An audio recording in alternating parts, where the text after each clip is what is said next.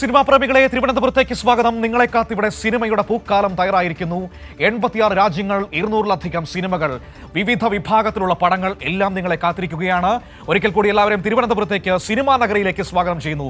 ദിൽന തിരുവനന്തപുരത്ത് നിന്ന് ചേരുകയാണ് നമ്മളോടൊപ്പം വാർത്തയുടെ വിവരങ്ങൾ നൽകാനായി, സിനിമാ ആഘോഷത്തിന്റെ കാഴ്ചകൾ പങ്കുവയ്ക്കാനായി. Dilna, good morning. അപ്പോൾ നമ്മളിതാ സിനിമയുടെ ആഘോഷത്തിലേക്ക്, സിനിമയുടെ പൂക്കാലത്തിലേക്ക് കടക്കുകയാണ്. ഒരു തീർത്ഥാടന കാലം പോലെയാണ്. ഒരു വർഷം കഴിഞ്ഞ് നമ്മളിങ്ങനെ കാത്തിരിക്കുകയാണ് അടുത്ത IFFK വേണ്ടിയിട്ട്. കഴിഞ്ഞ വർഷം പോയവർ അവർ നിർത്തിയെടുത്തുനിന്ന് തുടങ്ങുകയാണ്. ഇന്ന് തുടങ്ങുകയാണ് സിനിമയുടെ ഒരു വലിയ യാത്ര. എത്ര പടങ്ങൾ, എത്ര രാജ്യങ്ങൾ, എത്ര വിഭാഗങ്ങൾ, എന്തൊക്കെയാണ് കാഴ്ചകൾ?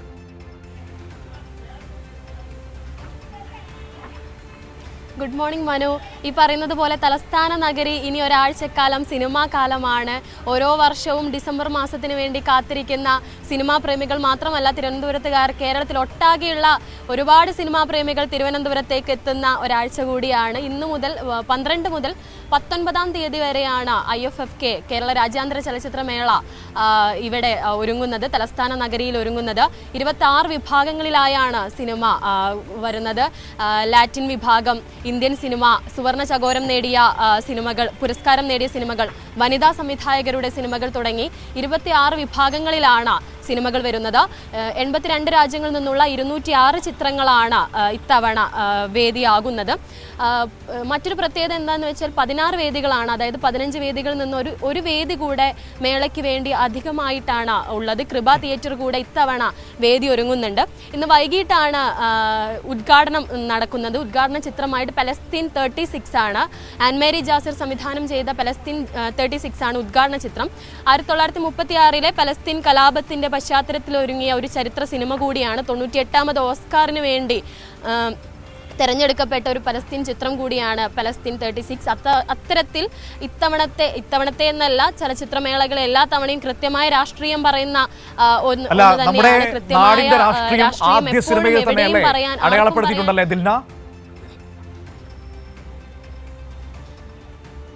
അതെ, ആദ്യ സിനിമയിൽ തന്നെ, ഉദ്ഘാടന ചിത്രത്തിൽ തന്നെ എന്താണ് നമ്മുടെ രാഷ്ട്രീയം എന്നുള്ളത് കൃത്യമായി അടയാളപ്പെടുത്തുന്നുണ്ട്.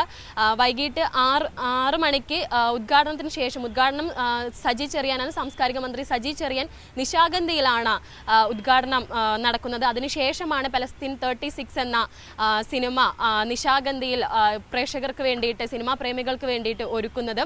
അത്തരത്തിൽ ഇന്ന് 11 ചിത്രങ്ങളാണ്, പലസ്തീൻ 36 അടക്കം 11 ചിത്രങ്ങൾ ആദ്യ ദിനം ഉണ്ടാകുന്നത്. ഇപ്പോൾ തന്നെ ഇവിടെ ടാഗോർ തിയേറ്റർ, ഞാനിപ്പോൾ നിൽക്കുന്നത് ടാഗോർ തിയേറ്ററിലാണ്. ടാഗോർ തിയേറ്ററിൽ ആദ്യത്തെ ഷോ തുടങ്ങുന്നത് 9:30-ക്കാണ്. മറ്റ് തിയേറ്ററുകളിലെല്ലാം 10 മണിക്കാണ്. നിശാഗന്ധിയിൽ വൈകിട്ട് 6 മണിക്ക് പലസ്തീൻ 36ഓട് കൂടിയിട്ടാണ് തുടങ്ങുന്നത്. പക്ഷേ ബാക്കി തിയേറ്ററുകളിലെല്ലാം 10 മണിക്ക് ആരംഭിക്കുന്നുണ്ട്. ഇവിടെ ടാഗോർ തിയേറ്ററിൽ 9:30-ക്കാണ് സിനിമ തുടങ്ങുന്നത്. ഇപ്പോൾ തന്നെ വലിയ തരത്തിലുള്ള ഒരു നീണ്ട ക്യൂ ആണ് നമുക്ക് കാണാൻ സാധിച്ചിട്ടുണ്ടായിരുന്നു. അത്തരത്തിൽ ഇനി എല്ലാ കാലവും, ഇനി ഒരാഴ്ചക്കാലം തലസ്ഥാന നഗരി സിനിമാ പ്രേമികളുടെ വലിയൊരു ആഘോഷത്തിന്റെ വേദിയാവുക കൂടിയാണ്. ഓക്കെ ദിൽന, ഏതായാലും സന്തോഷം. ദിൽനെ രാവിലെ കണ്ടതിൽ നമ്മുടെ സുഹൃത്തുക്കളൊക്കെ ചോദിക്കുന്നുണ്ട്, നമ്മുടെ കുടുംബത്തിലേക്ക് വന്ന പുതിയ ആളാണോ, പുതുമുഖമാണോ, ഈ കുട്ടി ഏതാണ് എന്നൊക്കെ ചോദിക്കുന്നുണ്ട്. അപ്പോൾ എന്താണ് നമ്മുടെ പ്രേക്ഷകരോട് ദിൽനയ്ക്ക് പറയാനുള്ളത്? ഗുഡ് മോർണിംഗ് കേരളത്തിൽ ആദ്യമായിട്ടാണോ നമ്മളേതായാലും നേരിൽ കാണുന്നത്? ഗുഡ് മോർണിംഗ് കേരളത്തിൽ ആദ്യമായിട്ടാണ്. അതെ, ഞാൻ പുതിയ ആളാണ്, കൈരളിയിൽ പുതിയ ആളാണ്. ഇനി മുതൽ ഉണ്ടാകും.